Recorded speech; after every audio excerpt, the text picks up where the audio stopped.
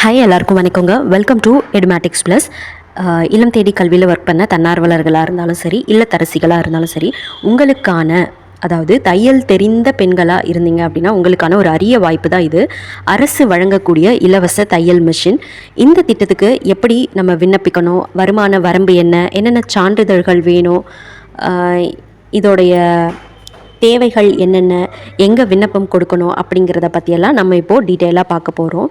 தையல் கலை தெரிஞ்ச இல்லத்தரசிகளாக இருந்தீங்கன்னா இந்த வீடியோவை ஸ்கிப் பண்ணாமல் பாருங்கள். அதே போல் உங்களுக்கு தெரிஞ்சு யாராவது தையல் கலை இல்லை சிறந்து இருக்காங்க அப்படின்னா அவங்களுக்கும் இந்த வீடியோவை ஷேர் பண்ணுங்கள். கைத்தொழில் ஒன்றை கற்றுக்கொள், கவலை உனக்கில்லை ஒப்புக்கொள் அப்படின்னு சொல்லுவாங்க இல்லையா. சொந்தமாக தையல் மிஷின் வாங்கி ஒரு சின்ன பிஸ்னஸ் தொடங்கணும்னு ஆசைப்படுற பெண்களுக்காகவே நம்ம தமிழக அரசு ஒரு சூப்பரான திட்டத்தை செயல்படுத்திட்டு வராங்க. அந்த திட்டத்தோட பேர் தான் சத்தியவாணி முத்து அம்மையார் நினைவு இலவச தையல் இயந்திரம் வழங்கும் திட்டம்.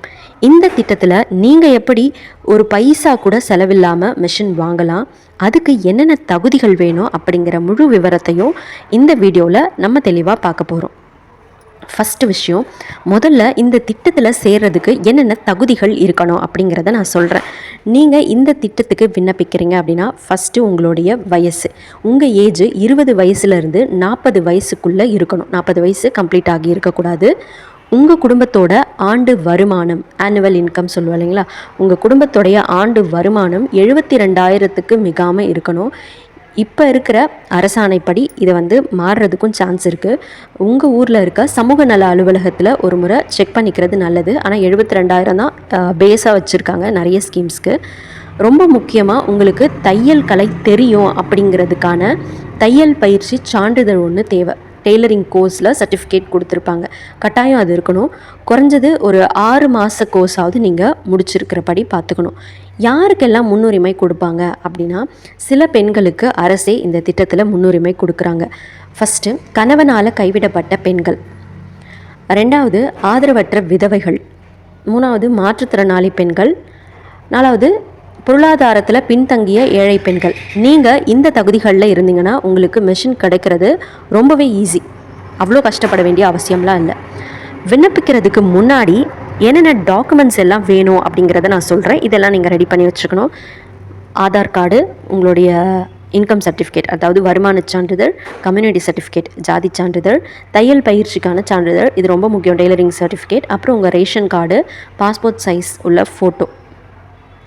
அதே போல் முக்கியமாக நீங்கள் ஏதாவது முன்னுரிமையில் வந்தீங்கன்னா, அதாவது விதவை அல்லது கைவிடப்பட்டவர், கணவனால் கைவிடப்பட்டவர், இந்த மாதிரி இருந்துச்சுன்னா இந்த சான்றிதழையும் கட்டாயம் நீங்கள் இதில் இணைக்கணும். சரி, இப்போது எங்கே போயிட்டு இதுக்கு அப்ளை பண்ணுறது அப்படிங்கிறத பார்க்கலாம். உங்கள் மாவட்டத்தில் இருக்கிற சமூக நலத்துறை அலுவலகம், உங்கள் டிஸ்ட்ரிக்ட்டுக்குன்னு சொல்லிட்டு ஒரு சோஷியல் வெல்ஃபேர் ஆஃபீஸ் இருக்கும், நீங்கள் அங்கே தான் போகணும். இப்போ நீங்கள் எந்த மாவட்டமோ அந்த மாவட்டத்தோடைய கலெக்டர் ஆஃபீஸுக்கு போனீங்கனாலே உங்களுக்கு விவரம் தெரியும். அங்கே அவங்க சொல்லுவாங்க. டிஸ்ட்ரிக்ட் வெல்ஃபேர் ஆஃபீஸ்லாம் எங்கள் மாவட்டத்தில் கலெக்டர் ஆஃபீஸ்லேயே தான் இருக்குது. ஸோ அதே போல் நீங்களும் தெரிஞ்சுக்கிட்டு அந்த சோஷியல் வெல்ஃபேர் ஆஃபீஸ்க்கு போங்க. அங்கே தான் இதற்கான விண்ணப்ப படிவம் எல்லாம் கொடுக்குறாங்க. ஸோ அதை வாங்கி அதை ஃபில் பண்ணி நான் இப்போ உங்ககிட்ட சொன்ன அந்த டாக்குமெண்ட்ஸ் எல்லாத்தையும் ஜெராக்ஸ் எடுத்து நீங்கள் அதில் இணைச்சி கொடுத்தீங்கனாலே போதும். ஒரு சில மாவட்டங்களில் ஆன்லைன் மூலமாகவும் விண்ணப்பிக்கலாம் அப்படின்னு சொல்லியிருக்காங்க.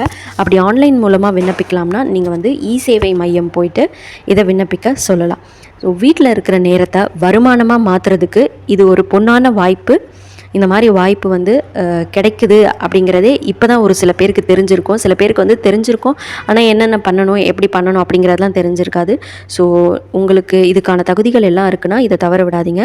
இந்த தகவல் உங்களுக்கு பயனுள்ளதாக இருந்துச்சுன்னா லைக் பண்ணுங்கள். அதே போல் உங்களுடைய தோழிகள் யாருக்காவது இது தேவைப்படும் அப்படின்னாலும் ஷேர் பண்ணுங்கள்.